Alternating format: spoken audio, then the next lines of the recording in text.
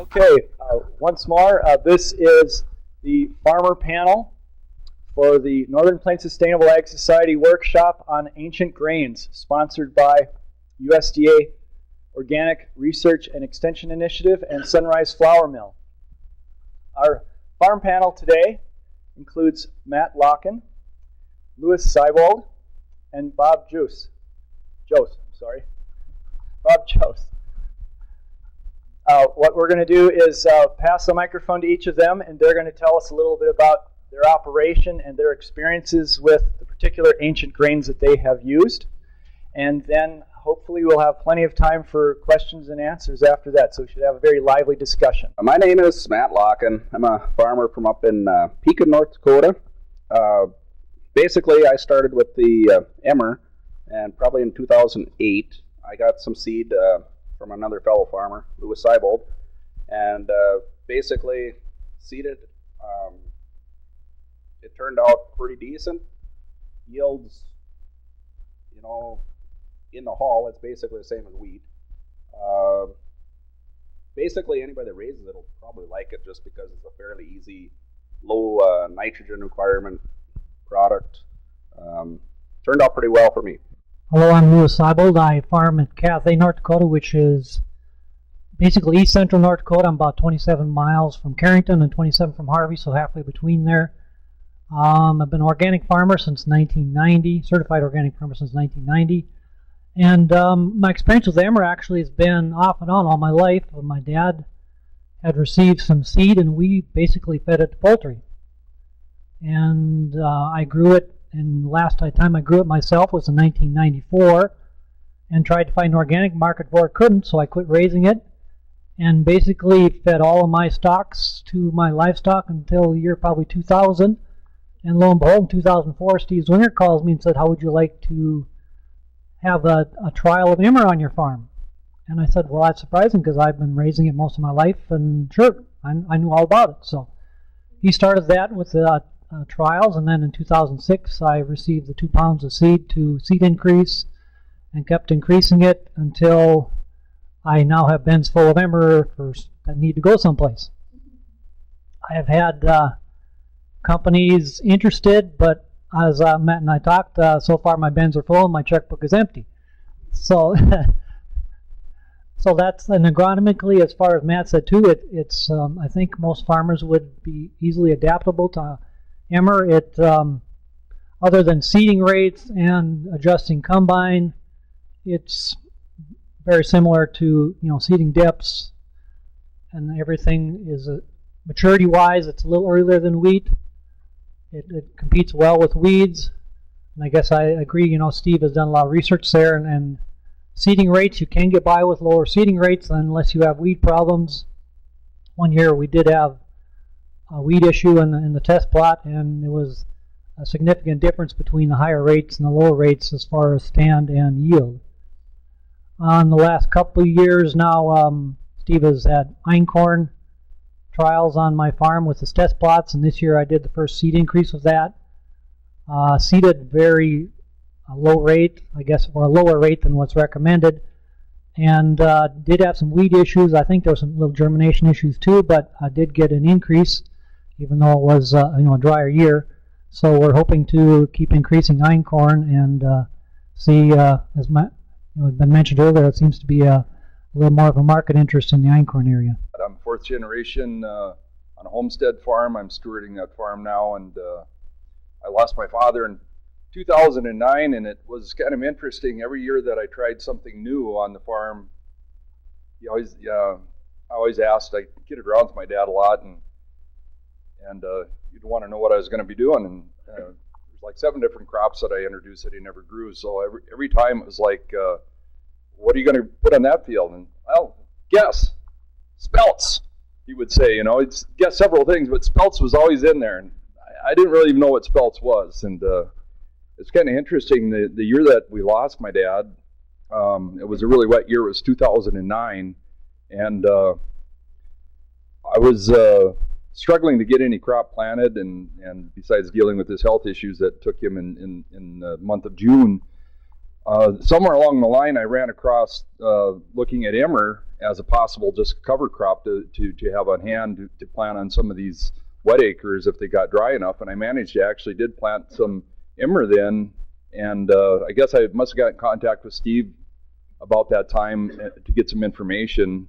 And that's when I found out that this was the spelts my dad was always talking about. So it's kind of interesting how that he'd always kind of guessed I would grow that sometime. Well, I'm sure my ancestors that homesteaded probably grew some Emmer on the farm. And so it's been kind of a fun experience for me and just a learning experience. Like I said, I grew it the first year. I had a couple of totes I got, and I just planted out really as a cover crop experiment. And I took Steve's recommendation to,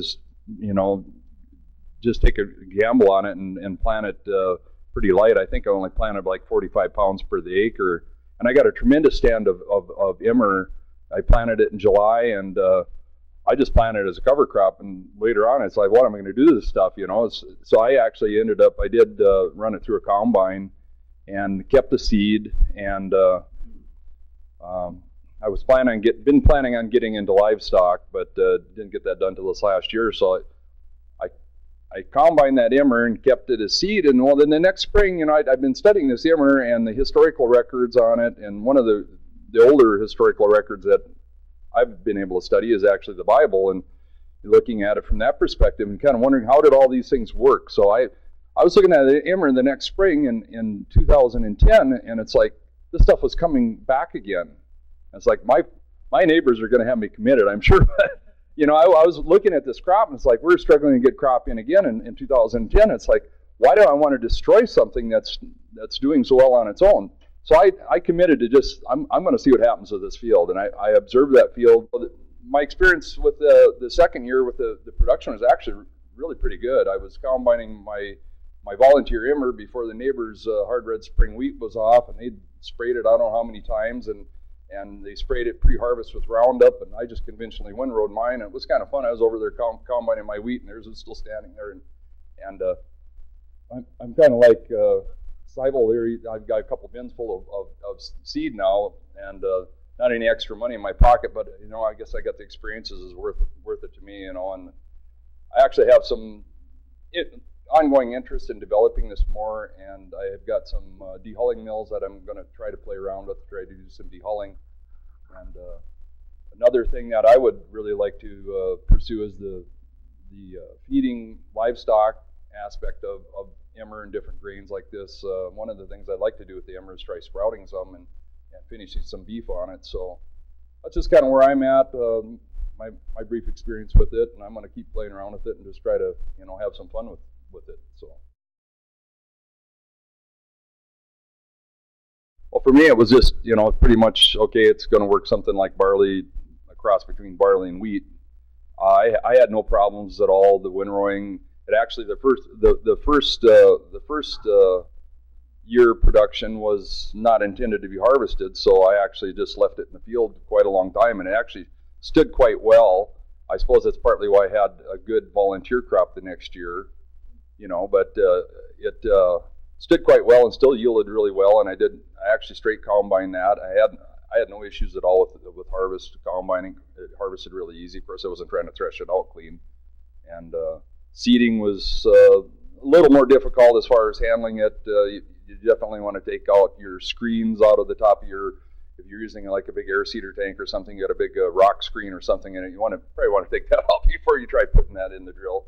I did learn that the hard way. I backed up the auger, and I don't know, the seeding rate, the seeding meters, everything worked pretty well with it. So I guess in my experience with the Emmer, as Steve had said, the awns do like to hang on to the seed, and I do have a disc type drill, and they do have rubber tubes on there, and that can bridge across those tubes. And if you check, all of a sudden you'll find out one tube is plugged because it will bridge across the tubes. But it's not a big issue. You just have to monitor it. As far as you set your drill until you get to the seeding rate that you feel is adequate. I've been sticking 80-90 pounds an acre for Emmer. As far as harvesting, same way. You adjust your wind, your sieves, your cylinder speeds until you find a happy medium to get the awns off without threshing too much of the Emmer out of the hull, which I don't know, maybe in the end maybe you want to thresh it out of the hull, but at this point we're trying to leave it into the hull. And einkorn, I guess I haven't had enough experience with it yet. Threshing was a challenge this year. By the time I thought I got it right, I was done. So it's one of those that it took half hour to thresh and took me 3 hours to get the combine clean to thresh the next crop. So that's another thing with these crops. You have to be very careful with purity. You can't seed wheat and then go right into seeding emmer or einkorn. You have to, I guess you would say certified seed clean is about, you want to make sure that your drills and your harvest equipment is clean before you switch into these crops so you can maintain purity. Yeah, basically it's a pretty straightforward thing. When I got it, I just basically used my air seeder. Worked fine. Just opened her up. Didn't have any problems with it plugging. About the same depth and everything as wheat. As far as I harrowed it once after I seeded it, and it held that up real well. It come in, it competed with the weeds really well. The only little problem I did have in the fall is a really wet year, and it can tend to lodge, but not nearly as bad as like wheat. So we combined it, with some adjustments on the combine, and basically it wasn't a problem. The question was, have I done any trials on sprouting? As of now, I have not. I'm really anxious to get started with that. It's kind of a process, so it's just one of those things I haven't gotten to, but it's going to be exciting in the near future, hopefully, to see how they actually like it. I'm feeding it currently to my cattle and my sheep. I don't do any sprouting or any processing whatsoever. I guess the only issue may be it does have, that stem hanging on the seed. It might be sharp, but I haven't had any animals that will refuse eating it. And one time I noticed when the cattle do get out of the pasture, you can about guarantee where they're going to be. They're going to be in the emmer field eating the young emmer. They won't be by the grass strips beside the emmer. So. I actually can seed it either way. I actually got seed from Lynn's Seed Farm, and they had both hulled and dehulled emmer, and I actually got emmer in the hull from them. But they said that would work okay to use the dehulled emmer. But I would think you would have some seed damage there possibly. You might have some question on percentage of germination. I guess the only thing I was hoping Blaine Schmaltz would be here. He's got a lot of experience in this area, but he does straight combine his emmer and then puts it in air bands and airs it down. Being it is a larger seeded grain, it is very easy to air dry down. So that way he maintains the quality of his grain, and you don't take the chance of getting. One year I swatted it down and got 7 inches of rain on the swats, but it did not sprout. I mean, it's one thing too. It did not sprout. If it had been wheat, there'd have been green coming up through the windows, but it does have maybe a delayed sprouting, I guess you could say. The question is, when did I harrow my emmer? Basically, I waited until it came up out of the ground and went in there and just probably maybe half an inch up, and it worked fine. It didn't pull it out of the ground. It worked fine. Yep, just as the old like a Melrow harrow is what I used, spring tooth harrow. I did buy an Einbrook this year, small, and use it on a plot scale basis.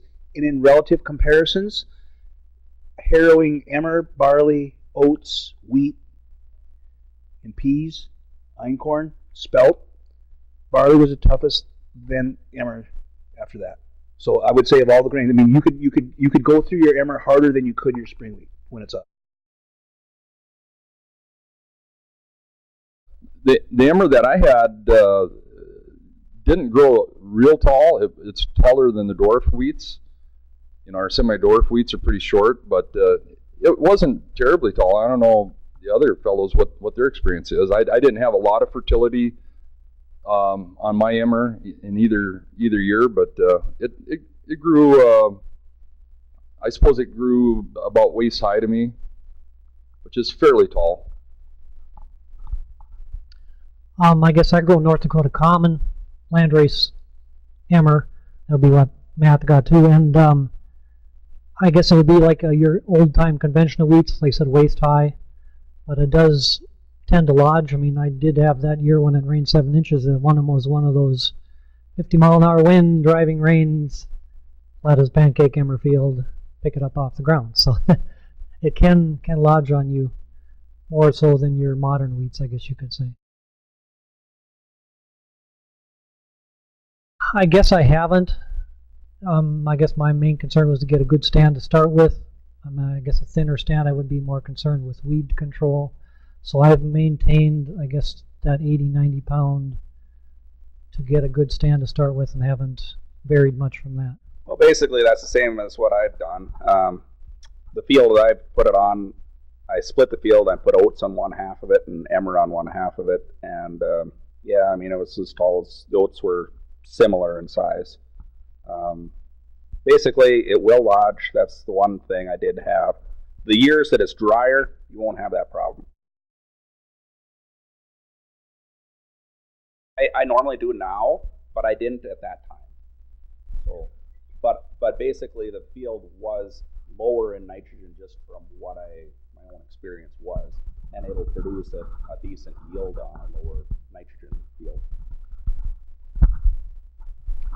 I have not soil tested, but I can agree with Matt that if you have a high fertility ground, your Emmer is going to grow up taller, and you're going to have, your yield might be better, but you're going to be picking up off the ground.